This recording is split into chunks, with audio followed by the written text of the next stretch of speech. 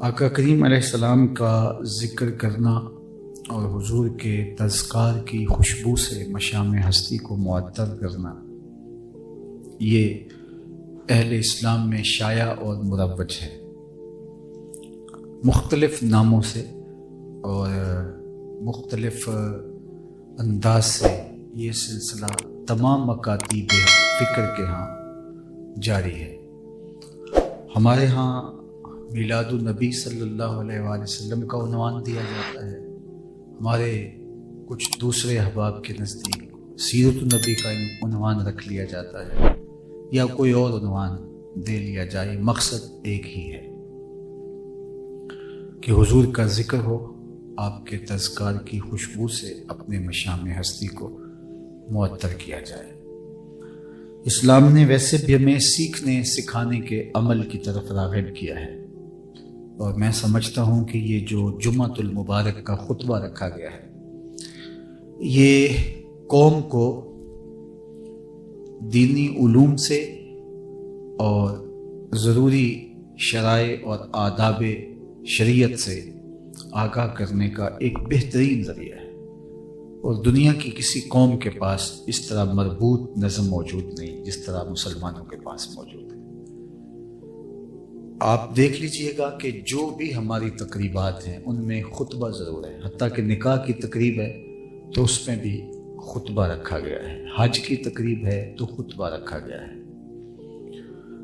اور حج میں ایک خطبہ نہیں ہے، کئی خطبے ہیں، منا میں بھی ہے، مرکزی خطبہ اگرچہ عرفات میں ہے جسے خطبہ حج کے نام سے جانا جاتا ہے، لیکن حضور علیہ السلام کا حج اگر آپ پڑھیں تو آپ کو مختلف جگہوں پہ حضور کی خطبات جو ہے وہ سننے کو ملتے ہیں۔ تو اس لیے جمعۃ المبارک بھی ایک خاص دن ہے جو ہفت روزہ مسلمانوں کا اجتماع ہے، اور اس خطبے کی اہمیت اتنی اجاگر کی گئی ہے کہ اس کو نماز کے قریب قریب درجہ دیا گیا ہے، یعنی ظہر کی 4 رکعتیں تھیں، 2 رکعتیں کم کر کے اس کی جگہ خطبہ رکھا گیا ہے، اور اس کو پورے آداب کے ساتھ سننے کی تلقین کی گئی ہے، اور جب جمعہ کی نماز کے لیے اذان پکاری جائے تو بیع و شرع حرام قرار دے دیا جائے، وزر البیع کا حکم ہے بہت واضح، اور اسی وجہ سے اس گئے گزرے دور میں بھی ہم دین کے مبادیات سے ضرور آگاہ ہیں۔ اس وقت دنیا کے جو دیگر مذاہب ہیں ان میں جو لوگ باقاعدہ جو بھی ان کا دین ہے اس کے دیندار ہیں وہ تو اپنے مبادیات کو جانتے ہیں، لیکن جو ان کا لبرل طبقہ کہہ لیجئے یا ان کا دین سے دور طبقہ کہہ لیجئے، وہ دین کی بنیادی اصطلاحات سے بھی آگاہ نہیں ہے، لیکن ہمارے ہاں یہ نہیں ہے۔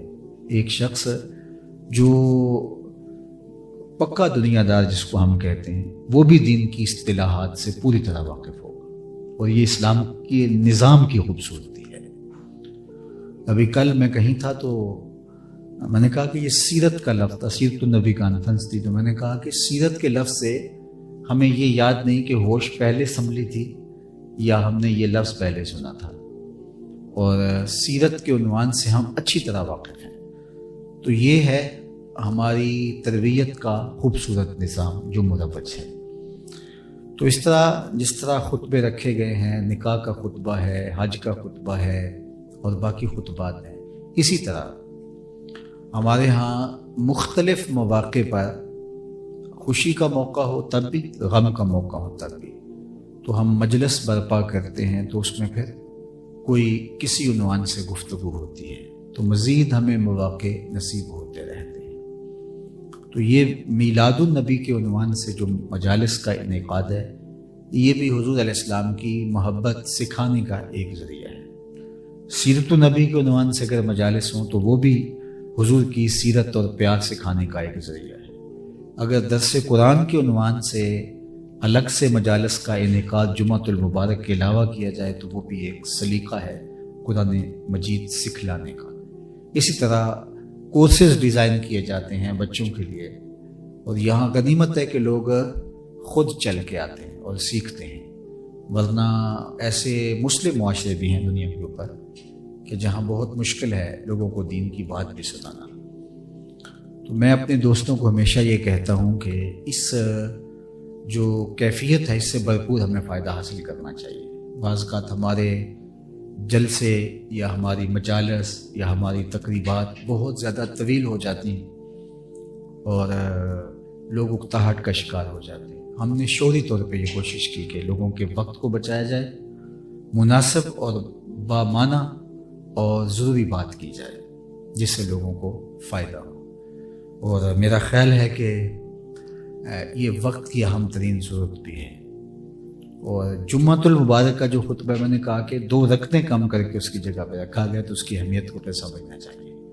اور ہمارے لیے سیکھنے کے لیے حضور علیہ الصلوۃ والسلام کے خطبے موجود ہیں جو مختلف کتب سیر میں اور کتب حدیث میں موجود ہیں۔ تو یہ تو ایک غرض و غائب تھی جو میں نے آپ کے سامنے رکھی۔ اور دوسرا، ایسی مجالس کے پیچھے شکرانے کا جذبہ بھی چھپا ہوتا ہے کہ ہم اس نعمت کا شکرانہ ادا کریں۔ اور یہ بھی حضور علیہ الصلوۃ والسلام کی محبت میں، حضور کے صحابہ کے عمل سے، طریقے سے ثابت بھی ہے، اور اللہ کے محبوب علیہ السلام نے اس کو اپریشیٹ بھی کیا ہے۔ وہ معروف روایت ہے حضرت امیر معاویہ رضی اللہ تعالی عنہ کی مرویات سے ہے کہ صحابہ بیٹھے ہوئے تھے تو حضور حجرے سے نکلے اور صحابہ کی مجلس میں آ پہنچے۔ انہوں نے کہا ما اجلسکم، تم کیوں بیٹھے ہوئے ہو، مقصد جلوس کیا ہے؟ تو یہ نہ تو خطبہ جمعہ تھا، نہ ہی یہ کوئی اور اس طرح کی جو مشروع تقریبات ہوتی ہیں اس طرح کی تقریب نہیں تھی، ویسے بیٹھ کے مجلس برپا کیے ہوئے تھے۔ تو آقا کریم نے فرمایا کہ ما اجلسکم، یہ کاہے کا جلسہ ہے، کیوں بیٹھے ہو؟ تو انہوں نے جو برجستہ جواب دیا وہ یہ تھا، جلسنا نذکر اللہ ونحمدہ علی ما ہدانا لدینہ ومن علینا بک۔ ہمارے بیٹھنے کا مقصد یہ ہے کہ ہم اللہ کا شکرانہ ادا کر رہے ہیں کہ اس نے ہمیں ہدایت دین عطا کی اور آپ کی صورت میں ہمارے اوپر انعام فرمایا۔ آپ مل گئے، اس پر ہم اللہ کا شکرانہ ادا کر رہے ہیں، اور دین نصیب ہوا، اس پر ہم اللہ کا شکرانہ ادا کر رہے ہیں۔ اب یہ بات سادی سی ہے، میں آپ سے پوچھوں کہ آپ کیوں بیٹھے ہیں تو آپ یہی کہیں گے، تو بات تو ختم ہوتی ہے۔ لیکن حضور علیہ السلام نے صحابہ سے کہا کہ مجھے اس بات پہ حلف دے سکتے ہو کہ تم اسی کام کے لیے بیٹھے ہو؟ تو عمومی طور پہ ایسے امور میں حلف نہیں لیا جاتا، مروج نہیں ہے۔ لیکن آقا کریم نے ان سے کہا کہ میں اگر تم سے حلف لینا چاہوں کہ تمہارے بیٹھنے کا یہی مقصد ہے تو کیا حلف دے سکتے ہو؟ انہوں نے کہا جی حضور، ہم حلف دینے کے لیے تیار ہیں۔ اب ایک ہوتا ہے کہ کسی کو کہہ دیا تو اس نے کہہ دیا تو یہی بات ختم ہو گئی کہ تیار ہو گیا حلف کے لیے، بس کافی ہو گیا۔ لیکن حضور نے ان سے باقاعدہ حلف لیا، انہوں نے باقاعدہ قسم اٹھائی کہ ہمارے بیٹھنے کا مقصد اللہ کی طرف سے جو عطا کردہ دین ہے اور آپ کی صورت میں جو نعمت نصیب ہوئی ہے اس پر شکرانہ ادا کرنا ہے۔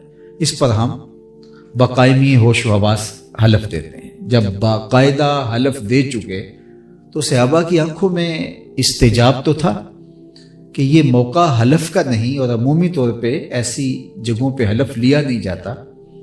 تو آقا کریم نے بھی ان کی آنکھوں میں حیرت کی پھیلتی ہوئی سرخیاں ملاحظہ کی تو فرمایا کہ میں تم سے ابھی جو حلف لیا ہے یہ کسی تہمت کی بنیاد پر نہیں لیا، کیونکہ جب حلف لیا جاتا ہے تو حالف کے ذہن میں کوئی تردد یا شک ہوتا ہے، تو اس لیے حلف کے بارے میں علماء نے لکھا ہے کہ یہ متردد الذہن کے تردد کو دور کرنے کے لیے لیا جاتا ہے۔ تو کہا کہ تمہارے قول کی صداقت پر مجھے کوئی شک نہیں تھا کہ تم اسی لیے بیٹھے ہو، یعنی میں تمہارے بیٹھنے سے متردد نہیں تھا، تو پھر حلف کیوں لیا؟ تو بعض اوقات حلف لیا جاتا ہے تردد دور کرنے کے لیے، اور بعض اوقات حلف لیا جاتا ہے کسی چیز کی اہمیت کو اجاگر کرنے کے لیے۔ اس طرح حلف دیا جاتا ہے بعض اوقات اس لیے کہ قسم اٹھائی جاتی ہے کہ لوگوں کے ذہن میں کوئی شک نہ رہے، اور بعض اوقات کسی چیز کو بیان کرنے کے لیے قسم اٹھائی جاتی ہے تاکہ لوگوں کو اہمیت اجاگر ہو کہ یہ کتنی بڑی اہم بات کی جا رہی ہے جس پر قسم اٹھائی جا رہی ہے۔ اور میرے رب نے قرآن میں کتنے مواقع پر قسم کر کے بات کی ہے۔ تو فرمایا یہ جو میں تم سے قسم لی ہے یہ وہ والی قسم نہیں تھی کہ تمہارے قول کی صداقت پر کوئی شک تھا تو میں نے اس تردد کو دور کیا ہو حلف لے کے، نہیں، بلکہ ماجرا اور تھا، اور وہ یہ کہ تم یہاں بیٹھے تھے، میں اندر حجرے میں بیٹھا تھا۔ اتانی جبریل علیہ السلام، تو میرے پاس جبریل امین حاضر خدمت ہوئے ابھی، اور انہوں نے کہا محبوب آپ یہاں بیٹھے ہیں، آپ کے صحابہ کے عمل پر جو وہ باہر بیٹھ کے کر رہے ہیں اللہ فرشتوں میں فخر و مباحات کر رہا ہے، اللہ ناز کر رہا ہے فرشتوں کے جلوہ کے اندر، فرشتوں کے ہجوم میں، ملائے اعلیٰ میں، اس بات پر کہ دیکھو یہ نعمت جو میں نے ان کو عطا کی اس کے کیسے شکر گزار ہیں۔ تو کہا کہ میں اس لیے قسم تم سے لی کہ جس طرح مجھے جبریل نے آ کے بتایا تو میں تمہیں اس کی اہمیت اجاگر کرنا چاہتا تھا۔ تو اللہ کے رسول کی صورت میں جو ہمیں انعام ملا، ہم اپنی انفرادی زندگی کے اندر گھر بیٹھ کے بچوں میں بھی یہ کرتے رہتے ہیں کہ اللہ کا شکر ہے کہ ہم مسلمان ہیں، ہم بارہا کہتے ہیں، ہمارے احساسات میں بھی یہ بات ہے، اور ہم اپنی اولاد کو بھی کہتے ہیں، اپنے دوستوں میں بھی بات کرتے ہیں، لیکن باقاعدہ اس کے اوپر اجتماعی طور پہ جب شکرانے کی صورت پیدا ہو تو اس کو پھر ہم یہ رنگ دے کر کے گویا ایک شکرانہ بھی ادا کرتے ہیں، اور دوسرا اس نعمت کی جو عطا ہوئی عظمتیں بھی بیان کرتے ہیں، اور اس پر جو ہے وہ اپنی محبتوں کا اور اپنی عقیدتوں کا اظہار بھی کرتے ہیں۔ تیسری بات جو میں یہاں کرنا چاہوں گا وہ یہ کہ ایسی مجالس کے انعقاد سے حضور علیہ الصلوۃ والسلام کی محبت پیدا ہوتی ہے، کیونکہ جب نعمتوں کا شکرانہ ادا کیا جاتا ہے تو پھر اس کا نتیجہ کیا ہوتا ہے کہ اللہ تعالیٰ جل شانہ ان برکات میں اور ان چیزوں میں اضافہ فرماتا ہے۔ تو حضور علیہ السلام کے ساتھ ہمارا جو یقین کا، تیقن کا، ایمان کا، محبت کا، عقیدت کا ربط و رشتہ ہے، تو ایسی مجالس اس رشتے کو مستحکم کرنے کا سبب و ذریعہ ہوتی ہیں۔ اور صحابہ اپنی اولادوں کو بٹھا کر کے حضور علیہ الصلوۃ والسلام کا ذکر کرتے تھے، ان کو آقا کریم کے فضائل بھی سناتے تھے، مناقب بھی سناتے تھے، حتیٰ کہ حضور علیہ الصلوۃ والسلام کا حلیہ یاد کروایا کرتے تھے کہ حضور علیہ السلام کے نقوش مبارک ایسے تھے۔ تو یہ سب اس لیے تاکہ ان کے دل میں حضور کی محبت کی جوت جاگے اور جو ہے وہ پیار پیدا ہو۔ کثرت ذکر محبت کی نشأت کا ضامن ہے، یعنی جب کسی کا کثرت سے بار بار ذکر کرے تو اس کے لیے دل میں اشتیاق پیدا ہوتا ہے، محبت پیدا ہوتی ہے، اور جس سے محبت پیدا ہو جائے اس کی پھر انسان اطاعت اور فرما برداری کرتا ہے۔ تو محبت کا لازمی نتیجہ اطاعت اور فرما برداری ہے۔ بعض اوقات ہماری محبت اس قدر فراوان نہیں ہوتی، بس ہم ذکر پر ہی بس رک جاتے ہیں، لیکن محبت کو اتنا پختہ کریں، اس قدر اس درجے پہ لے جائیں جو مقصود محبت ہے۔ اور حضور علیہ السلام کی محبت شرعی محبت بھی ہے، ہماری طبع بھی اس کا تقاضا کرتی ہے، ایک لمبا مضمون ہے، لیکن جب شرعی محبت حضور سے کرنے کا ہمیں حکم دیا گیا ہے تو پھر ان کی اطاعت اور فرما برداری اس کے ساتھ جڑی ہوگی۔ لا یؤمن احدکم حتی اکون احب الیہ من والدہ وولدہ والناس اجمعین۔ اتنی دیر تک تم میں سے کوئی کامل مومن ہی نہیں ہو سکتا جب تک اپنے بچوں سے، اولاد سے، ماں باپ سے، حتیٰ کہ کائنات کی ہر شے سے زیادہ مجھے محبوب نہ جانے۔ اور دوسری جانب اللہ کے محبوب نے اس مضمون کو یہ یوں بیان فرمایا کہ اتنی دیر تک کوئی شخص کامل مومن نہیں ہو سکتا جب تک جو ہے وہ جس کو میں لے کر آیا ہوں، جس پیغام کو میں لے کر آیا ہوں، جس دین کو میں لے کے آیا ہوں، جب تک اس کو اپنی جان سے زیادہ محبوب نہ جانے، میرے لائے ہوئے نظام شریعت کو، تو اس کی محبت کامل نہیں ہوگی۔ تو یعنی حضور کی ذات بھی محبوب ہو اور حضور کا لایا ہوا نظام شریعت بھی محبوب ہو، اور یہ دونوں جڑی ہوئی چیزیں ہیں۔ تو اللہ کے محبوب کے ساتھ بھی محبت، اور اس محبت کا نتیجہ بھی اطاعت ہے، اور اطاعت بھی محبت والی۔ قل ان کنتم تحبون اللہ فاتبعونی یحببکم اللہ۔ اب یہاں اتباع سے پہلے بھی محبت ہے، اتباع کے بعد بھی محبت ہے۔ قل ان کنتم تحبون اللہ، یہ محبت ہے، فاتبعونی یحببکم اللہ، تو اتباع کے بعد بھی محبت ہے۔ یعنی اتباع بعض کا لالچ کے لیے بھی کی جاتی ہے، کسی غرض کے لیے بھی کسی کی بات مانی جاتی ہے، مزدوری کے طور پہ کی جاتی ہے، وہ اطاعت نہیں ہے۔ یہاں جو مقصود اطاعت ہے وہ محبت کے دائرے میں جو گندی ہوئی اطاعت ہے، وہ مطلوب ہے شریعت کا اور وہ مقصود ہے۔ اس لیے اللہ کے محبوب علیہ السلام نے صحابہ کو محبت کا بھی درس دیا، لیکن مظاہر محبت کے ساتھ ساتھ ان کو اپنی اطاعت اور فرما برداری اس کے ساتھ جوڑنے کی تلقین بھی کی۔ اب بہت ساری احادیث ہیں جو حضور علیہ السلام کی محبت پر مشتمل ہیں، احادیث بھری پڑی ہیں۔ ایک شخص آیا، اس نے کہا متی الساعہ یا رسول اللہ، حضور قیامت کب آئے گی؟ فرمایا ما عادت لہا، تو نے تیاری کیا کر رکھی؟ تو اس نے کہا کہ میں اللہ اور اس کے رسول سے محبت کرتا ہوں۔ تو آقا کریم نے فرمایا المرء مع من احب، بندہ جس سے پیار کرتا ہے اسی کے ساتھ اٹھایا جائے گا۔ حضرت انس بن مالک رضی اللہ تعالیٰ اس حدیث کے راوی ہیں، اور ان کا اس فرمان کو بیان کرنے کے بعد جو تبصرہ ہے وہ سنیے۔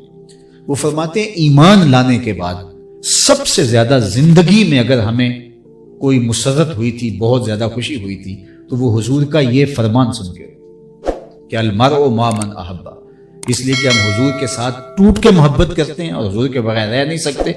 اور جب ہمیں یہ پتا چلا کہ جس کے ساتھ محبت کرتے ہیں قیامت کے دن بھی اسی کا ساتھ ہوگا، تو کہا پھر ہماری خوشی کا ٹھکانہ نہیں تھا۔ اور پھر کہا کہ حضرت انس خود پھر کہتے ہیں کہ پھر میں حضور سے محبت کرتا ہوں، ابو بکر عمر سے محبت کرتا ہوں، میرے اعمال ان کے اعمال جیسے نہیں ہیں، لیکن ان کی محبت مجھے قیامت کے دن ان کے ساتھ رکھے گی۔ اور بھی بہت ساری ایسی دل آویز کہانیاں ہیں محبت کی، لیکن دوسری طرف عطاد کے حوالے سے بھی میں ایک حدیث آپ کے سامنے رکھنا چاہوں گا۔ اللہ کے محبوب علیہ السلام وضو کیا، اور صحابہ وضو کے پانی کو زمین پہ نہیں گرنے دیتے، بلکہ وہ کسی کے ہاتھوں پہ گرتا ہے، اور وہ اس پانی کو اپنے چہرے پہ مل لیتے ہیں، اور جس کو وہ پانی میسر نہیں آتا وہ ان گیلے ہاتھوں سے ہاتھ رگڑ کے اپنے چہروں پہ مل لیتے ہیں۔ اب یہ ان کا عمل تھا، تو صحابہ کی اس عمل کو حضور نے دیکھا اور فرمایا ما یحملکم علی ھذا، اس کام پر تمہیں کس چیز نے ابھارا ہے، کس چیز نے تمہیں آمادہ کیا، یعنی اس کا میں نے تمہیں حکم نہیں دیا۔ یعنی بہت سارے ایسے امور ہوتے ہیں کہ جس کا باقاعدہ حکم نہیں دیا جاتا، تقاضا ایمان تقاضا محبت ہوتا ہے، تو یہ تقاضا محبت تھا کہ حضور کے پانی کو وہ زمین پر گرنے نہیں دے رہے تھے، بلکہ ایک دفعہ حضور نے پچنے لگوائے تو ایک لگن میں خون جمع کیا، اور ایک صحابی سے کہا اس کو لے جاؤ اور ایسی جگہ اس کو ٹھکانے لگاؤ جہاں کسی کے قدم نہ پہنچے۔ تو وہ ڈھونڈتا رہا، اور پھر ایک پتھر کی اوٹ میں بیٹھ کے تو خود نوش جان کر دیا۔ تو واپس آیا تو حضور نے فرمایا ٹھکانے لگائے، جی ایسی جگہ جہاں کسی کے قدم نہیں پہنچ پائیں گے۔ تو حضور نے مسکراتے ہوئے فرمایا لعلک شربت، شاید تم نے پی لیا ہے۔ قال نعم، جی حضور۔ تو آقا کریم ناراض نہیں ہوئے، بلکہ فرمایا یا غلام قد حررت نفسک من النار، اے بیٹے تو نے اپنے آپ کو آتش دوزخ سے بچا لیا ہے۔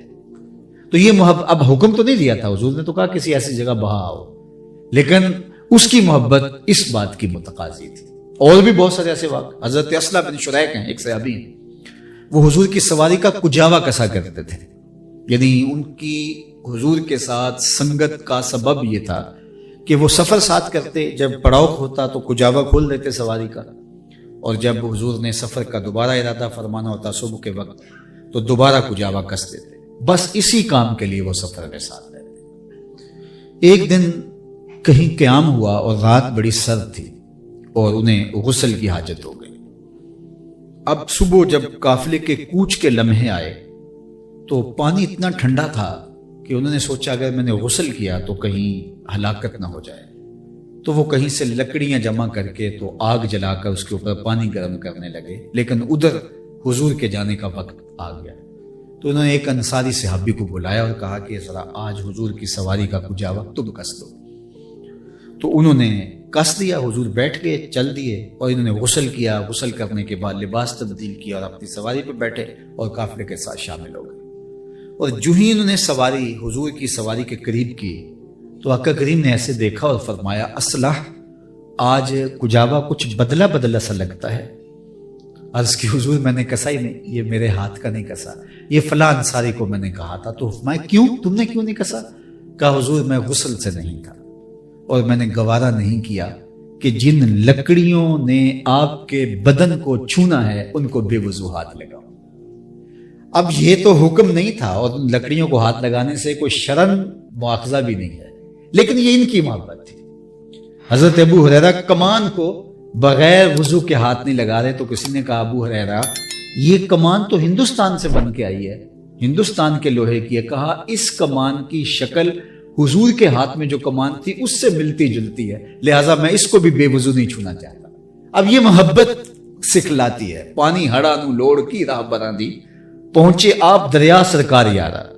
وہ ایک پنجابی شاعر نے کہا، بلکہ میرے حضرت نے کہا کہ جو چھوٹا سا پانی ہو نا تو اس کے لیے ندی نالے بنائے جاتے ہیں، تھوڑا سا کنارے بنائے جاتے ہیں. یہ ہمارے دیہاتوں میں کھال بنا لیے جاتے ہیں تاکہ پانی اتنا تھوڑا ہے، اگر اس کو منظم نہ کیا گیا تو یہی جذب ہو جائے گا، منزل تک نہیں پہنچ پائے گا. لیکن جب سیلاب کی شکل میں پانی آتا ہے تو اس کے لیے پھر نہیں بنائے جاتے کنارے، وہ اپنی راہ خود ڈھونڈتا ہے. تو جب عشق ہوتا ہے تو پھر وہ محبوب کو منانے کے ڈھب خود سیکھتا ہے. تو وہ بتایا نہیں جاتا. ایسے ہزاروں واقعات ہیں کہ حضور نے حکم نہیں دیا لیکن صحابہ نے کیا اور حضور نے تحسین کی. ان میں سے ایک عمل یہ بھی تھا کہ وہ وضو کے پانی کو زمین پہ نہیں گرنے دیتے تھے. تو آقا کریم نے فرمایا ما یحملکم علی ھذا، میں نے تو اس کا حکم نہیں دیا، تم میرے وضو کے پانی کو زمین پہ نہیں گرنے دیتے، تو یہ کیوں کر رہے ہو؟ پتا تو حضور کو بھی تھا کہ یہ جو ہے وہ مظہر محبت ہے، لیکن حضور اس کے بعد کچھ بیان کرنا چاہ رہے تھے، اس لیے ان کو کہا ما یحملکم علی ھذا. تو انہوں نے کہا حب اللہ و رسولہ، اللہ اور اس کے رسول کی محبت کی وجہ سے ہم ایسا کر رہے ہیں. تو آقا کریم علیہ السلام نے منع نہیں کیا. اس سے پہلے بھی ہوا صلح حدیبیہ کے موقع پر. صلح حدیبیہ کے موقع پر بھی حضور کے وضو کو پانی کو صحابہ زمین پر نہیں گرنے دے رہے تھے، اور 1400 تعداد تھی ان کی. اور ایسے عروہ بن مسعود الثقفی جو قریش کا سفیر بن کے آیا تھا، وہ کہتا ہے مجھے لگتا تھا یہ لڑ پڑیں گے اور آپس میں تلواریں نکال لیں گے اس پانی کو حاصل کرنے کے لیے. خیر اس نے ایک تھوڑا سا تمسخر بھی کیا. اس نے کہا کہ یہ تم پانی زمین پہ نہیں گرنے دیتے، جب تلواریں نیاموں سے باہر آئی نا پھر تمہارا لگ پتا جائے گا. تو پھر حضرت سیدنا صدیق اکبر رضی اللہ تعالیٰ عنہ اتنے جلال میں آئے، کیونکہ حضور کی امت میں فرمایا ارحم امتی بے امتی ابی بکر، میری امت میں سب سے نرم دل اگر کوئی شخص ہے تو وہ ابو بکر ہے. لیکن وہ سب سے نرم دل شخص جو ہے وہ بولے امسس بزر اللات. اب اس کا ترجمہ میں نہیں کر سکتا، آپ بخاری لیں ترجمے والی، تو انہوں نے بھی یہ لائن چھوڑ دی ہوگی وہاں ترجمہ. اتنا سخت لفظ ہے، اتنا سخت لفظ کہہ دیا. لات ان کی بتنی کا نام تھا. تو اب اس کے تو طوطے اڑ گئے کہ یار یہ سب سے نرم دل جو شخص ہے حضور علیہ السلام کے بارے میں اتنا حساس ہے، کتنا سخت جملہ بول دیا. تو واپس آ کے اس نے قریش سے کہا کہ میں تمہاری جانب سے سفیر بن کے، وہاں تو اور بات کہی لیکن قریش کو آ کے اس نے اور بات کی، تمہاری جانب سے سفیر بن کے میں کیسر و کسریٰ کے دربار میں بھی گیا ہوں اور میں نے ان کے ماننے والوں کو ان کی تعظیم کرتے دیکھا ہے. لیکن جو تعظیم اصحاب محمد صلی اللہ علیہ وسلم محمد صلی اللہ علیہ وآلہ وسلم کی کر رہے ہیں، واللہ میں نے کبھی کسی کو یوں تعظیم کرتے نہیں دیکھا. اور جو ان کے وضو کو پانی کو زمین پہ نہیں گرنے دیتے، وہ ان کا خون کیسے گرنے دیں گے؟ اور میرا مشورہ یہ ہے کہ تم ان سے نہیں لڑ سکتے. اور ایسا نفسیاتی دباؤ پڑا. یہی آخری بات تھی. اس کے بعد سیدھا فتح مکہ ہوا ہے، اور فتح مکہ بھی بغیر لڑائی کے ہوا ہے. ایک چھوٹی سی جھڑپ ہوئی ہے خالد بن ولید کے ساتھ ایک کونے میں بس. وہ اس نے کہا کہ ہو ہی نہیں اس طرح. میں بادشاہوں کے درباروں میں گیا ہے، وہاں جو ہے وہ ایک بنائے ہوئے آداب ہیں اور کھڑے ہیں، اور لیکن جو یہاں میں نے دیکھا ادب وہ کہیں نہیں دیکھا. اب صلح حدیبیہ کے موقع پر بھی، اس کے علاوہ بھی، اس کے بعد بھی، اس موقع پر حضور نے پوچھا ما یحملکم علی ھذا، تمہیں اس بات پر ابھارا کس نے؟ تو کہا حب اللہ و رسولہ، اللہ اور اس کے رسول کی محبت نے. تو اللہ کے محبوب نے ارشاد فرمایا جو یہ چاہے کہ اللہ اور اس کے رسول سے محبت کرے، اللہ اور اس کا رسول اس سے بھی محبت کرے، اس کو 3 کام کرنے چاہیے. یعنی تمہارا یہ عمل بھی اپنی جگہ درست، لیکن کہیں ایسا نہ ہو کہ اس عمل کے نور میں، اس عمل کی مستی میں، اس کے کیف میں کھوئے رہو اور کہیں دوسرا دین ترک نہ ہو جائے. اس لیے حضور نے فرمایا جو چاہے کہ اللہ اس کے رسول سے پیار کرے اور اللہ اور اس کا رسول اس سے پیار کرے، اس کو 3 کام بھی کرنے چاہیے. سب سے پہلا کام، جب بولے سچ بولے، اس کی زبان پہ جھوٹ نہیں آنا چاہیے. یہ حضور کی محبت کی دلیل ہوگی. اللہ اکبر.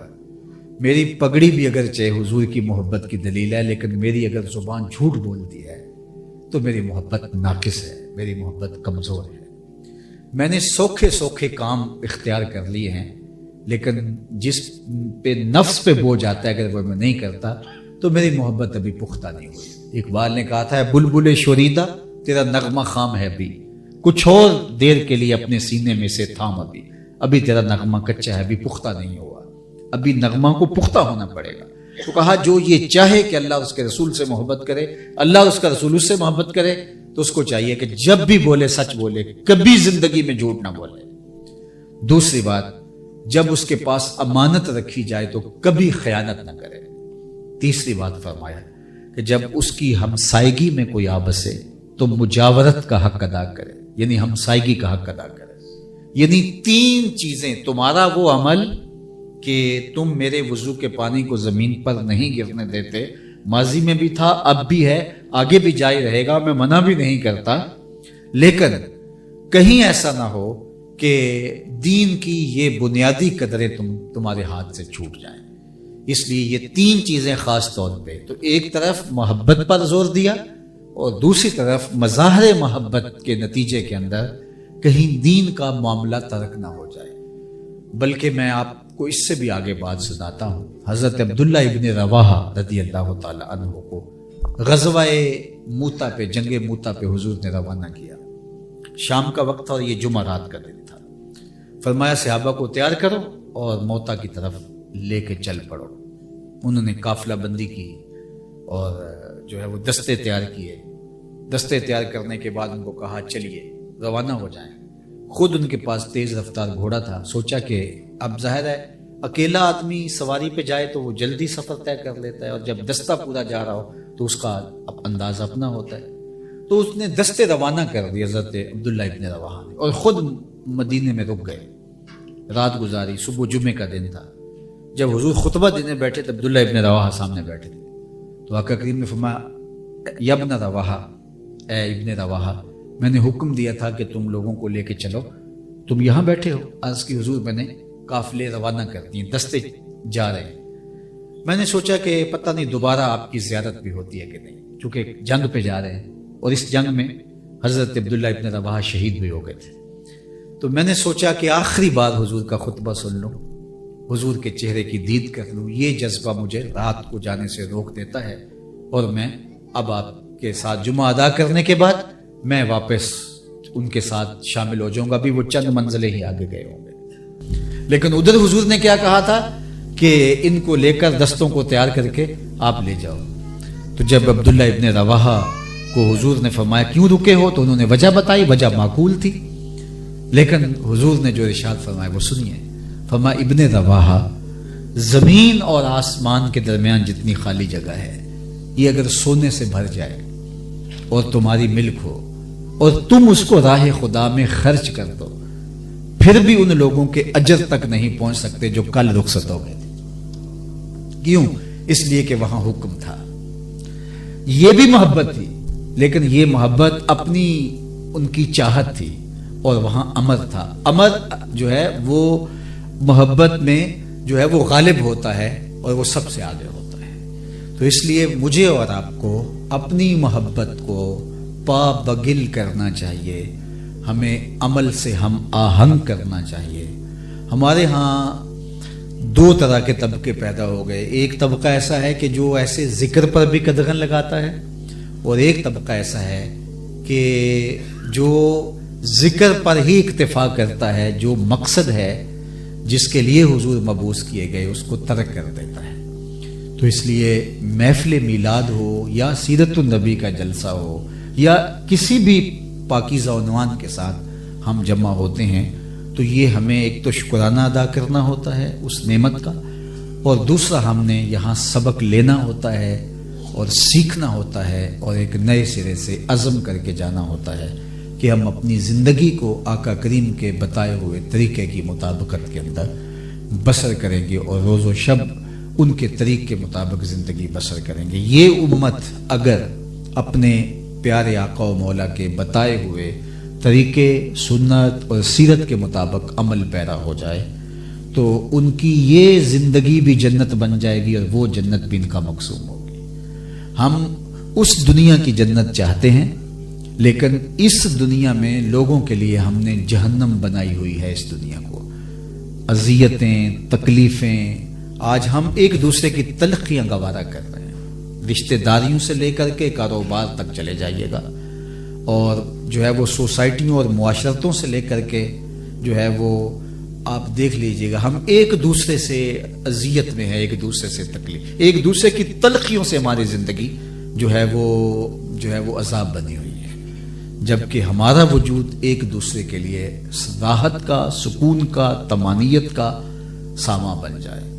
میرا جو مقسوم ہے وہ مجھے ملے گا، چاہے وہ رزق ہے، چاہے وہ عزت ہے، چاہے وہ شہرت ہے، چاہے وہ زندگی ہے، چاہے وہ کچھ اور ہے۔ یہ جو میرے رب نے لکھ دیا مجھے ملے گا۔ میں خام خواہ کسی اور کے لیے برائی کا ذریعہ بنا ہوں اور اپنی آخرت برباد کر رہا ہوں، اور کوئی اگر میرے لیے بنا ہے تو اس سے بڑی حماقت اور کوئی نہیں ہو سکتی۔ اللہ کے محبوب کا اتنا خوبصورت ایک فرمان ہے، جوامع الکلم سے ہے۔ جوامع الکلم ان حضور کے فرامین کو کہتے ہیں جس کے لفظ تھوڑے ہوں معنی زیادہ ہوں۔ تو فرمایا خیر کی چابی بن جاؤ، شر کا تالا بن جاؤ۔ کتنی خوبصورت بات، خیر کی چابی بن جاؤ، شر کا تالا بن۔ تمہارے وجود سے خیر کشادہ ہو اور تمہارے وجود سے جو ہے وہ شر کے دروازے بند ہو۔ میں اپنے دوستوں کو کہتا ہوں کہ ہم زیادہ کام نہ کر سکیں، لیکن جتنا کر سکیں اس کو اچھے منظم طریقے سے کریں۔ ہمارے دل حقد سے، حسد سے، بغض سے، کینے سے، نفرتوں سے پاک ہوں۔ ہمارے دین نے ہمیں یہ سکھایا ہے۔ پوری دنیا کا ہمارے ذمہ ٹھیکہ بھی نہیں ہے، جتنا کر سکتے ہیں آسانی سے وہ کریں، لیکن ہم اپنی فکر کی پاکیزگی کا خیال رکھیں اور اپنے آپ کو جو ہے وہ صرف لوگوں کے سامنے اچھا نہیں، عملاً اچھا۔ اپنے ضمیر سے پوچھیں کہ ہم کیا واقعی اچھے ہیں۔ اگر ہمارا ضمیر ہمیں کہتا ہے کہ تمہارے وجود کی وجہ سے کسی کو ضرر نہیں، تم خیر کی علامت ہو، تو اللہ کا شکر ادا کرو۔ لیکن ضمیر غلط نہیں بولتا، الا یہ کہ کسی کا ضمیر ویسے ہی مر چکا ہو تو وہ تو الگ بات ہے، ورنہ ضمیر آواز دیتا ہے۔ حضور نے فرمایا تھا استفتح قلبک، اپنے اندر سے پوچھ لے، یہی بتائے گا اچھائی کیا ہے اور برائی کیا ہے۔ تو اس لیے ہمیں ایک صالح اور پاکیزہ معاشرت کو تشکیل دینے کے لیے عملی جد و جہد کرنی چاہیے، اور وہ حضور کے لائے ہوئے نظام شریعت سے کے برابر بڑھ کر کیا، برابر بھی کوئی نہیں ہو سکتا۔ وہی ایک نظام ہے جو انسانیت کو ایک پاکیزہ ستھری زندگی دے سکتا ہے اور اس دنیا کی زندگی کو جنت بنا سکتا ہے۔ اور جنت کا نقشہ کیا ہے؟ ایک تو وہ ہمارے بہت سارے لوگ جنت کا جب نقشہ کھینچنے لگتے ہیں تو سیدھا جو ہے وہ حور پہ پہنچتے ہیں۔ میں انکار نہیں کرتا، حور بھی جنت میں اللہ تعالیٰ نے بنا کے رکھی ہے، لیکن اس سے علاوہ بھی اللہ نے جنت کے بہت نقشے بیان کیے ہیں۔ تو جنت کا ایک نقشہ اللہ نے کیا بیان فرمایا؟ لا یسمعون فیہا لغوا ولا تاثیما۔ جنت کا ایک نقشہ یہ ہے کہ جنت میں آپ کو کوئی ایسی آواز سننے کو نہیں ملے گی جو تمہارے کانوں پہ بوجھ ہو، کوئی ایسا رویہ دیکھنے کو نہیں ملے گا جو تمہاری طبیعت پہ گرا ہو۔ اللہ اکبر۔ تو آپ نکلتے ہوئے دروازہ زور سے اگر مارتے ہیں تو کتنی تکلیف ہوتی ہے جو پیچھے بیٹھے ہوئے ہیں۔ تو جنت کا نقشہ کیا ہے کہ آپ کو یہ بھی نہیں ملے گا۔ آپ کے جنریٹر کی آواز سے ہمسائے کو تکلیف پہنچتی ہے، آپ تو دروازے بند کر کے سو گئے لیکن ہمسایہ نہیں سو سکا، تو یہ اذیت کھڑی کر دیا آپ نے اس کے لیے، پتہ نہیں آپ کو کیسے آرام سے چین سے نیند آ گئی۔ جنت کا نقشہ اتنا خوبصورت بیان فرمایا، لا یسمعون فیہا لغوا ولا تاثیما۔ وہاں لغو چیز، بیہودہ چیز، نامناسب چیز، تباہ پہ گراں ہونے والی چیز جنت میں نہیں ہوگی، ولا تاثیما۔ اور جس کو اسم کہا جا سکتا ہے، جس کو نامناسب کہا جا سکتا ہے، جس چیز پر گناہ کا ایک احتمال بھی ہو سکتا ہے، وہ جنت میں نہیں ہوگی۔ تو یہ جنت اس دنیا کو بھی بنانے کے لیے ہمیں کہا گیا ہے کہ ہم اوروں کے لیے بہت ہی زیادہ، اللہ کے محبوب ہمارے ماں باپ ان پہ قربان جائیں، دو آدمی بیٹھے ہوں آپس میں سرگوشی کریں، اسلام نے نہیں روکا، لیکن تیسرا آدمی بیٹھ گیا ہے تو فرمایا کہ وہ آپس میں سرگوشی نہ کریں۔ اس کے دل پر یہ آئے گا کہ پتہ نہیں یہ کیا بات کر رہے ہیں۔ تو یہاں تک ہمارے دین نے لوگوں کی نزاکت قلبیہ کا اتنا خیال، اتنا لحاظ رکھا ہے۔ کوئی دین ہوگا جو اس طرح کسی کی نزاکت قلبیہ کا لحاظ رکھتا ہوگا اور جو ہے وہ خیال رکھتا ہوگا؟ تو آج میں اور آپ اپنے آپ کو ایک ایسے صالح اور پاکیزہ معاشرے کا فرد بنانے کے لیے عملی طور پہ، میں اپنا ضامن ہوں، آپ اپنا ضامن ہے، اور ہم صرف اپنا حساب کریں کہ ہماری وجہ سے کسی مومن کو، کسی مسلمان کو، حتیٰ کہ کوئی کافر بھی ہے تو اس کو بھی تکلیف نہ پہنچے۔ ہمارا رویہ لوگوں کے لیے راحت کا سامان اور سبب اور ذریعہ ہو۔ اللہ کی بارگاہ میں آپ سارے لوگوں کی آمین کے ساتھ دعا ہے کہ اللہ اس مجلس رحمت کا ایک ایک لمحہ قبول فرمائے۔ ایک مخلوق وہ ہے کہ جس کو عقل و شرب اور جنسی خواہشات دی گئی ہیں اور فہم و ادراک سے اسے حصہ نہیں ملا۔ دوسری مخلوق وہ ہے کہ جس کو فہم و ادراک سے عقل و خرد کا کثیر حصہ نصیب ہوا ہے، لیکن عقل و شرب اور جنسی خواہشات سے وہ آزمائے نہیں گئے اور یہ چیزیں ان کے اندر رکھی ہی نہیں گئیں۔ تیسری مخلوق ایسی ہے کہ جس کو خواہشات نفسانیہ، عقل و شرب، کھانے پینے کی خواہشات اور جنسی خواہشات اور یہ ضروریات اس کے ساتھ جڑی گئی ہیں، اور اس کو عقل و خرد اور فہم و ادراک بھی دیا گیا ہے۔ وہ مخلوق جس کو کھانے پینے اور جنسی خواہشات کی تکمیل کی آرزویں اور یہ سب کچھ دیا گیا اور عقل نہیں دی گئی، فہم نہیں دیا گیا، ادراک نہیں دیا گیا، وہ چوپائے ہیں، بہائم ہیں، حشرات الارض ہیں، جانور ہیں، اس لیے وہ مکلف ہی نہیں ہیں۔ دوسری مخلوق جس کو فہم و ادراک ہی دیا گیا ہے، عقل و خرد سے ہی نوازے گئے ہیں، لیکن اس کو کوئی خواہشات نفسانیہ نہیں ہیں اور ان کو کوئی جنسی تلذذ کی آرزو نہیں ہے، ان کو کوئی کھانے پینے کی حاجت نہیں ہے، وہ فرشتے ہیں۔ اور تیسری مخلوق جس کو خواہشات نے بھی گھیرا ہوا ہے اور عقل و خرد سے بھی ان کو مالا مال کیا گیا ہے، وہ حضرت انسان ہے۔ تو اب تین طرح کی مخلوقیں ہیں۔ ایک وہ مخلوق کہ جس کو فہم و ادراک دیا گیا، خواہشات اور ضروریات عقل و شرب اور دیگر نہیں دی گئی، فرشتے ہوئے۔ اب وہ اگر گناہ نہیں کرتے تو ان کے اندر وہ خواہش نہیں رکھی گئی، اگر برائی کا ارتکاب نہیں کر پاتے تو ان کے اندر برائی کرنے کی آرزو ہی نہیں رکھی گئی، تو لہٰذا ان کا برائی نہ کرنا، گناہ نہ کرنا اور نیکی میں ہی ان کو لذت اور سرور نصیب ہونا، یہ ان کی حیت ہی ایسی ہے۔ تو گناہ سے بچنا کمال نہیں ہے ان کا، اس لیے کہ گناہ کرنے کی صلاحیت ہی نہیں ہے۔ اور دوسری مخلوق جو ان خواہشات سے جڑی ہوئی ہے لیکن ان کو عقل و فہم اور ادراک نہیں دیا گیا، تو وہ جانور ہیں، چوپائے ہیں، وہ کھانے پینے میں لگے رہتے ہیں اور اپنی جنسی خواہشات کی تکمیل کے لیے کوشاں رہتے ہیں، وہ آپس میں ایک دوسرے کے ساتھ لڑتے ہیں، درندے بھی ہیں، چیر پھاڑ بھی کرتے ہیں، سب کچھ ہوتا ہے، لیکن ان کی طرف کوئی پیغمبر نہیں آیا کہ باقاعدہ ان کی جنس سے کوئی ان کو سمجھائے اور ان کو ہدایت دی گئی ہو اور ان کو جو ہے وہ مکلف ٹھہرایا گیا ہو اور عقل کی وجہ سے وہ گرفت میں آئیں کہ تم نے یہ کیوں کیا، اور وہ بھی دوسرے کھاتے میں چلے گئے، اب انسان رہ گیا۔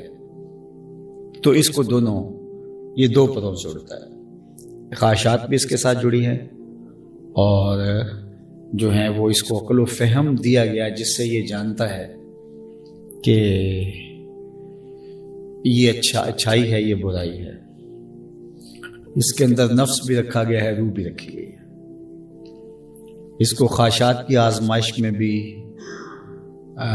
مبتلا کیا گیا ہے اور اس کو ملکی صفات سے بھی مالا مال کیا گیا ہے۔ اب یہ اگر عقل و خرد، فہم و ادراک، ہدایت سے کام لیتا ہے جو اللہ نے اس کو عطا کی ہے، تو یہ فرشتوں سے بھی افضل قرار پاتا ہے۔ اور اگر یہ انسان عقل و فہم و ادراک کو چھٹی دے دیتا ہے اور یہ سب کچھ ہونے کے باوجود یہ بس اپنی خواہشات کی تکمیل میں جت جاتا ہے، تو یہ چوپایوں سے بھی بدتر ہے۔ اولئک کالانعام بل ہم اضل۔ تو اگر یہ کچھ گناہ بھی کرتا ہے اور کچھ نیکیاں بھی کرتا ہے تو یہ اس طرح زندگی گزار رہا ہوتا ہے، تو اگر اس کا انجام بخیر ہو گیا توبہ کے ساتھ مرا، رجوع اللہ کر لیا، تو اس کے گناہ دنیا پہ بھی معاف ہو سکتے ہیں یا آخرت میں سزاؤں کے بعد یہ سرخرو ہو جائے گا۔ لیکن اگر اس نے مکمل زندگی اللہ کی نافرمانی میں گزاری اور توبہ کی بغیر مر گیا اور اسلام کا نور نہ پا سکا تو پھر یہ بدترین وجود ہے۔ اللہ نے ہمیں کیسی جگہ پہ کھڑا کر دیا ہے اور فہم و ادراک دے کر، عقل و خرد دے کر، اچھا ہمارے ساتھ دنیا بھی جوڑی ہے، ہمارے ساتھ دین بھی جوڑا ہے، اور اس کو متوازن لے کے چلنا ہی انسانی زندگی کا کمال ہے۔ بعض اوقات ایسا ہوتا ہے کہ کچھ لوگ توازن برقرار نہیں رکھ پاتے دونوں طرف۔ ایک وہ طبقہ ہے جو دنیاوی معاملے میں اتنا الجھ جاتا ہے کہ وہ دین کو اپنی اس طرح ضرورت ہی نہیں سمجھتا اور دین اس کے نزدیک ثانوی حیثیت ہوتا ہے۔ جو کافر ہیں، بے دین ہیں، جو اللہ کو نہیں مانتے، وجود باری کے منکر ہیں، ملحد ہیں، میں ان کی بات نہیں کر رہا۔ یہ عمومی طور پہ میں جو ہمارا اسلامی معاشرہ اس کے اندر، تو ایک طبقہ ایسا ہے کہ جو دنیا کے اندر ایسا کھو جاتا ہے، ایسا منہمک ہو جاتا ہے کہ دین کو عملاً ترک کر دیتا ہے، رویتاً ترک کر دیتا ہے۔ اس کی زندگی ایک مومن والی زندگی نہیں ہوتی، اس کی وہ ایک پیسے کمانے والی مشین بن جاتا ہے اور خواہشات کی تکمیل کے لیے اور اپنی سفلی لذات کے حصول کے لیے دن رات کوشاں رہتا ہے۔ اس کی ترجیح یہ ہوتی ہے۔ اور ایک طبقہ ایسا ہے کہ جو دین کو اس طرح اختیار کرتا ہے کہ دنیا ترک کر دیتا ہے، ترک دنیا اختیار کر لیتا ہے، کوہ و غار کی زندگی اختیار کر لیتا ہے، اور اس قدر وہ آگے چلا جاتا ہے کہ وہ بیوی بچوں کے حقوق کو بھی پورا نہیں کرتا۔ بہت ایسے لوگ بھی ہیں کہ جو اس چکر میں ہی نہیں پڑتے۔ تو یہ دونوں انتہائیں ہیں۔ ہمارے دین نے ہمیں بھرپور معاشرتی زندگی بسر کرنے کی تلقین کی ہے، اور اس زندگی کے اندر شریعت بیضاء کے مطابق اپنے آپ کو ڈھال کر کے لوگوں کے سامنے عملاً پیش کرنا، تاکہ معاشرے میں خیر کے رواج فروغ پذیر پائیں۔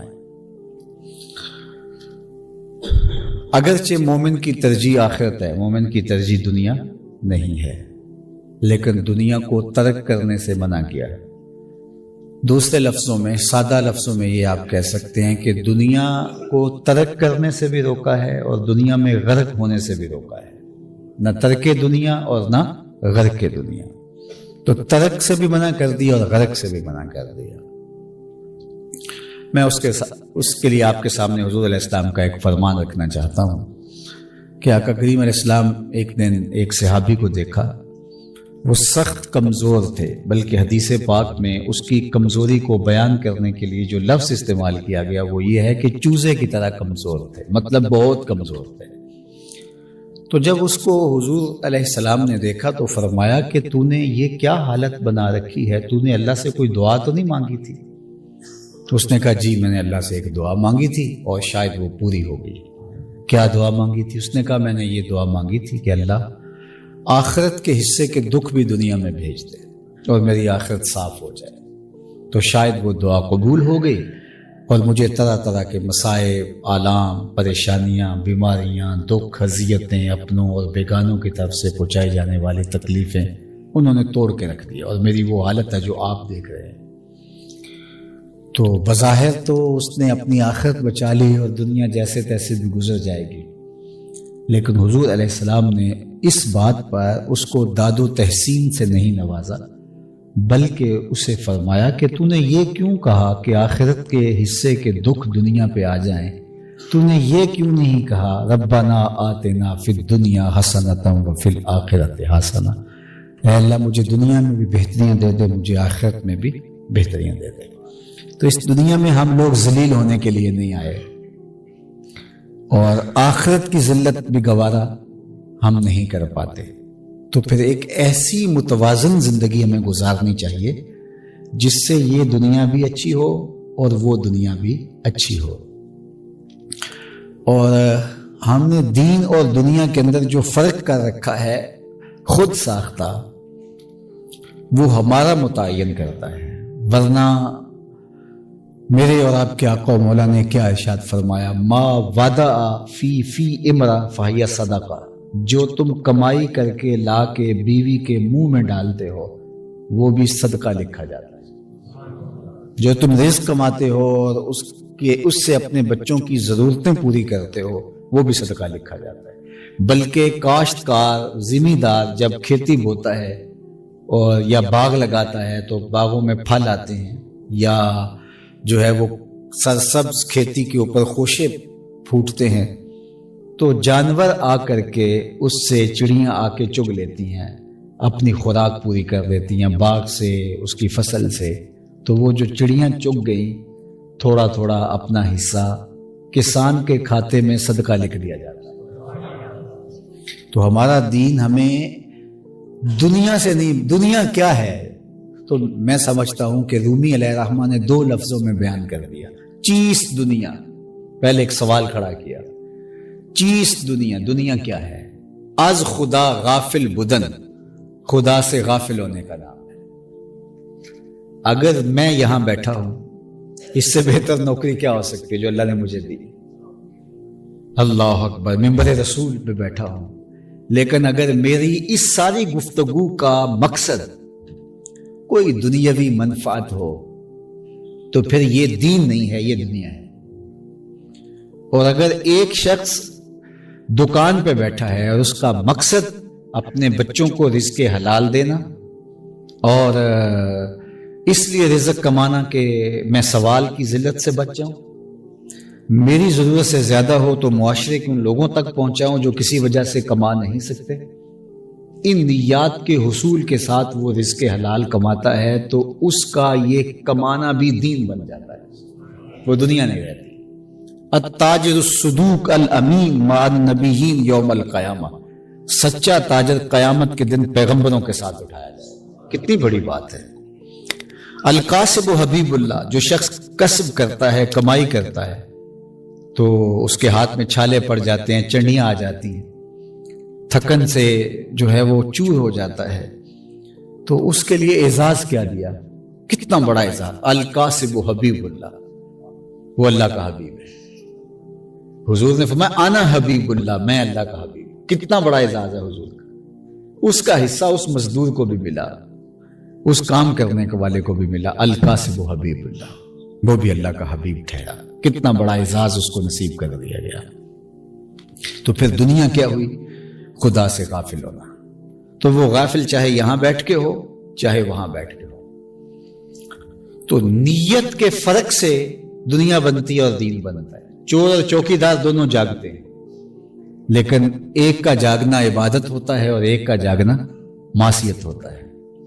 جاگتا ہے دزد بھی مثل نگہباں رات بھر، ہو اگر نیت بری تو سب عمل بیکار ہے. تو نیت سے دنیا بنتی ہے، نیت سے دین بنتا ہے. اور یہ دین کا ثلث ہے، انما الاعمال بالنیات. علماء نے کہا دین کا تیسرا حصہ صرف یہ حدیث ہے کہ اعمال کا دار و مدار نیات پہ ہے. تو نیت اگر درست کر لی گئی تو پھر بلکہ مجتہد تو اجتہاد میں غلطی بھی کر لے تو نیت کی صحت کی وجہ سے اس کو اس کا بھی ثواب ملے گا. بدر میں جو لوگ شریک نہیں ہوئے لیکن نیت کر کے گھر سے چل پڑے تھے، حضور نے واپس موڑ دیے تھے، لیکن مال غنیمت میں ان کو بھی حصہ ملا. 313 کی تعداد پوری تب ہوتی ہے جب ان کو شامل کریں. نیت کی وجہ سے وہ شرکاء میں شامل ہوئے. تو اس لیے ہمارا دین ہمیں ایک متوازن زندگی گزارنے کی تلقین کرتا ہے، جس میں ہم اپنے ہمسایوں کے حقوق ادا کریں، جس میں ہم اپنے دوستوں کے حقوق ادا کریں، اپنے والدین کے حقوق ادا کریں، اپنے نفس کے حقوق ادا کریں، اور رزق حلال، رزق طیب اور پاکیزہ رزق کما کر کے جو ہے وہ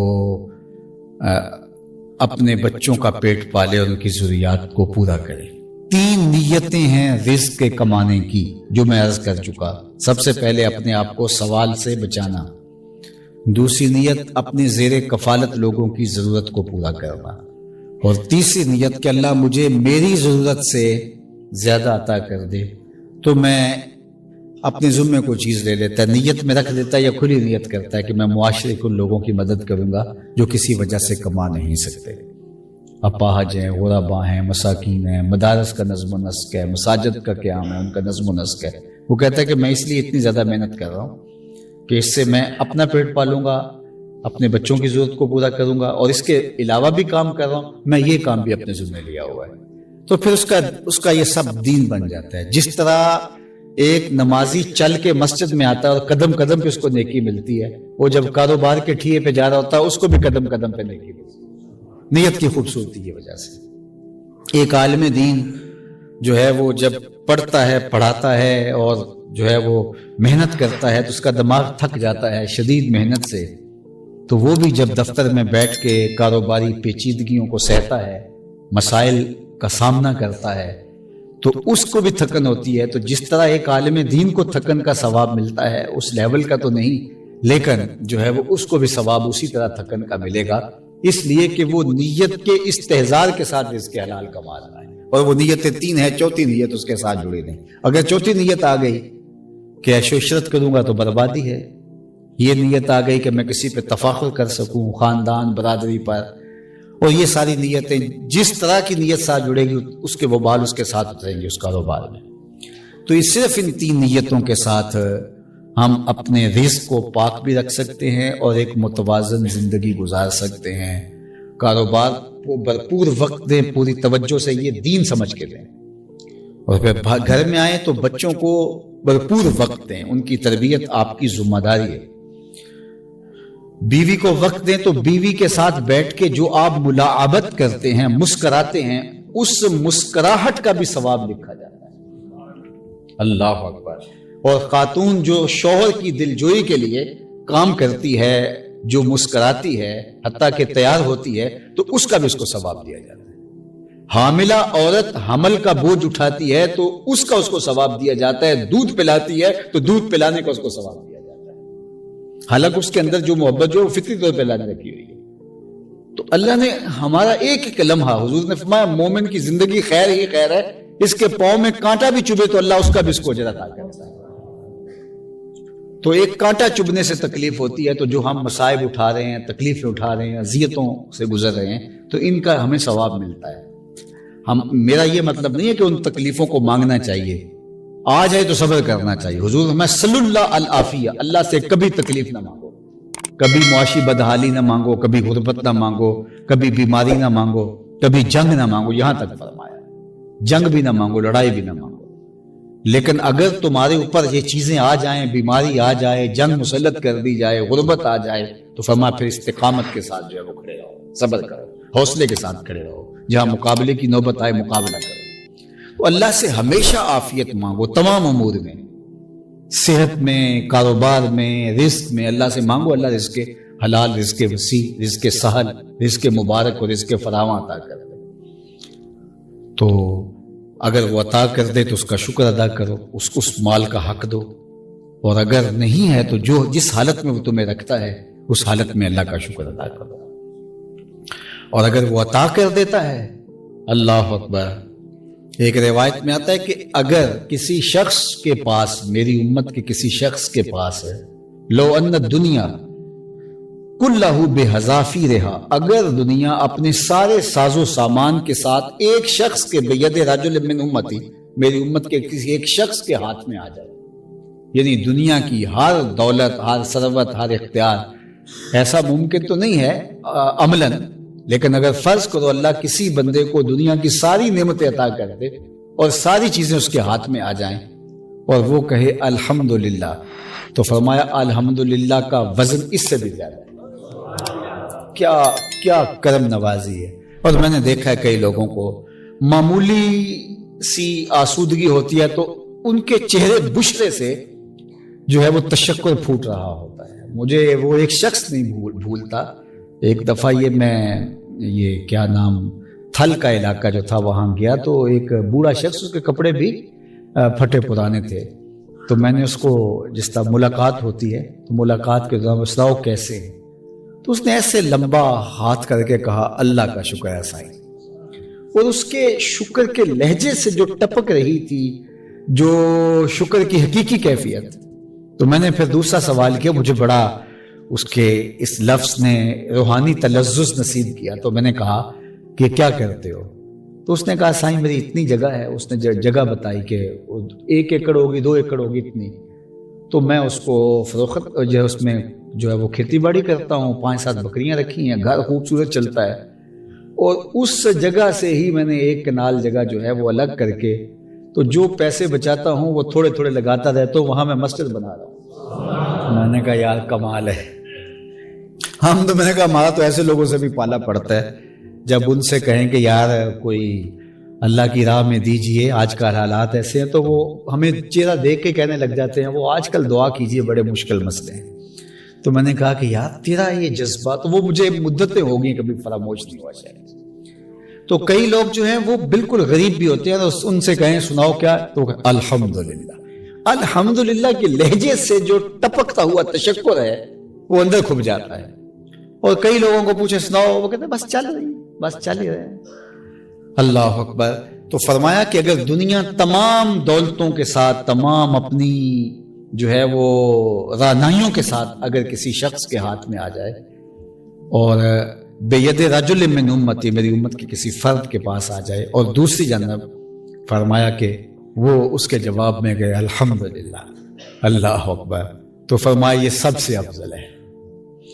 تو اللہ ہمیں یہ مشکل حالات ہیں، یقیناً ان مشکل حالات میں ہم اگر دیکھیں تو یقین جانیے گا، مجھے پرسوں ترسوں کسی نے بتایا کہ ایک صاحب نے، میرے خیال میں کہ وہ اچھی ہی زندگی گزار رہے تھے، لیکن 4-6 ماہ سے حالات نے ایسا توڑ کے رکھ دیا. انہوں نے پچھلے ماہ اپنی ایک بکری بیچ کے اپنا بل ادا کیا، تو اگلے ماہ دوسری بکری بیچ لیں گے، 3 ان کے پاس بکریاں، تو چوتھے ماہ کیا کریں گے؟ لیکن ہم اگر دیکھیں، ہر شخص اپنی دیکھے کہ اللہ تعالیٰ نے اس کو اتنا سودھا رکھا ہوا ہے کہ حالات تلخ ہونے کے باوجود بھی زندگی خوبصورتی کے ساتھ چل رہی ہے، اور ہمارا دسترخوان اسی طرح آباد ہے، مشکل نہیں ہے، حالات جو ہیں وہ پھر بھی کنٹرول میں ہیں. اللہ ان مشکل حالات سے اس وطن کو نکال دے. اور چونکہ ہمارے اندر ناشکری پہلے ہی زیادہ ہے، پھر اور زیادہ بڑھ جاتی ہے، اور یہ روحانی نقصان بھی ہوتا ہے. اور ظاہر ہے مشکل حالات کو مقابلہ کر کے آگے بڑھنا اور مشکل حالات میں جو ہے وہ آگے جانا اتنا آسان بھی نہیں ہوتا. پھر ہم تو آسودگی کی زندگی گزارنے کے عادی ہو گئے ہیں، تو پھر اور زیادہ مشکل ہوتا ہے آسودہ شخص کا جو ہے وہ مشکل حالات کو گزارنا. شیخ سعدی نے لکھا ہے کہ 2 آدمیوں پر جرم کا الزام لگا کہ فلاں جرم کیا. ایک موٹا صحت مند تھا اور دوسرا سکڑو سا پتلا سا تھا. تو بادشاہ نے ان کو قید میں ڈال دیا اور باہر سے دیوار لگا دی. 3 دن بعد پتہ چلا کہ وہ محض الزام تھا، حقیقت نہیں ہے. تو بادشاہ نے کہا وہ دیکھو کہیں مار تو نہیں گئے. تو جب دیوار کھولی تو وہ جو صحت مند تھے وہ فوت ہو چکے تھے، اور جو سکڑو کمزور آدمی تھا، پتلا اور دبلا، وہ ابھی سانسیں لے رہا تھا. تو بادشاہ نے کہا یہ حیرت کی بات ہے، میرے خیال کے مطابق وہ کمزور کو مرنا چاہیے تھا، تو الٹا جو ہے وہ صحت مند فوت ہو گیا. تو بادشاہوں کے وزیر بڑے دانا ہوتے تھے. تو سعدی کہتے ہیں کہ وزیر نے کہا بادشاہ سلامت، یہ تو تکلیفیں پہلے بھی سہنے کا عادی ہے، اور یہ جو زندگی آسودہ گزارتا تھا اس کے لیے مشکل ہو گیا حالات کا مقابلہ کرنا. تو اللہ تعالیٰ اس برے وقت سے ہمیں بچائے. آسودہ لوگوں کے لیے یہ زیادہ مشکل ہوتا ہے، باقی غریب آدمی بھی اس وقت جو ہے وہ بڑی اس کی نبض بڑی مشکل چل رہی ہے جس وقت جس طرح کے حالات ہیں. تو اپنے ماتحت آپ کے ملازمین ہیں، آپ کے رشتہ داروں میں جو غریب ہیں، اس طرح ہر شعبہ کے اندر آپ ضرور دیکھیے گا. اور جہاں تک ممکن ہوگا، میں تو ابھی راست بتا رہا تھا سب کو کہ ادارہ میں کبھی ہمیں اتنی پریشانی کبھی نہیں آئی تھی جس مشکل سے ہم اس دور میں گزر رہے ہیں. قرض بھی آ گیا ہے، اور لیکن اللہ حالات بہتر بھی فرمائے گا انشاءاللہ. اور یہ مایوس نہیں ہونا چاہیے اللہ کی رحمتوں سے، لیکن یہ ایک مشکل حالات ہے، اس لیے ہر شخص جو ہے وہ اپنے حصے کا کام اپنے دائرے میں ضرور کرے. اللہ جزائے خیر دے. وآخر